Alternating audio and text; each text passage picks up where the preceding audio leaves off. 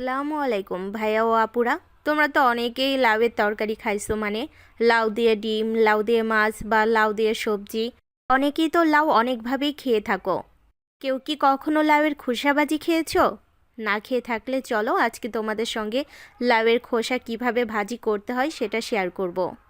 প্রথমেই আমি লাউ থেকে খোসাটা ছাড়িয়ে নিয়েছি, তারপরে দেখতে পাচ্ছ কুচি কুচি করে কেটে নিচ্ছি।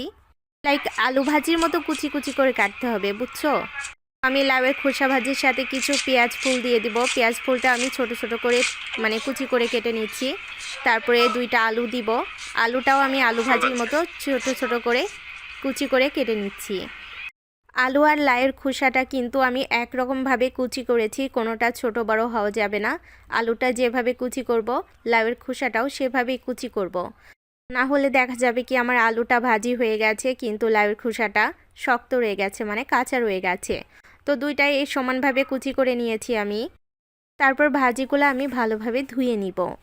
চুলাতে আমি একটা কড়াই বসিয়ে দিয়েছি, তাতে তেল দিয়ে গরম করে নিয়েছি। তারপরে আমি পেঁয়াজ কুচি, মরিচ কুচি আর রসুন কুচি দিয়ে দিচ্ছি। তারপর পেঁয়াজ মরিচের মিশ্রণটি ভাজা ভাজা হয়ে আসলে আমি দিয়ে দিব মিক্সড ভাজি যেগুলা কেটে রাখছি সেগুলা দিয়ে দিব। তারপরে একটু দিয়ে দিচ্ছি লবণ, হলুদের গুঁড়া দিয়ে ভালোভাবে নাড়াচাড়া করে আমি একটু ঢেকে দিব। ঢাকনাটা উঠিয়ে কিন্তু আমি মাঝে মাঝে নাড়াচাড়া করতে থাকবো। দেখতে পাচ্ছ ভাজিটা আধা ভাজা হয়ে গেছে, এবার আর ঢাকা দিব না। এবার অল্প জালে আমি ভাজিটা একটু পরপর নাড়াচাড়া করে ভাজতে থাকবো। এবার তো তোমরা দেখতে পাচ্ছ লাউয়ের ভাজিটা অলমোস্ট ডান।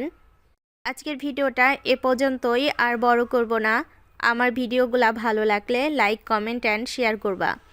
আর তোমরা আমাকে প্লিজ সাপোর্ট করবা আর সবসময় পাশে থাকবা। আল্লাহ হাফেজ।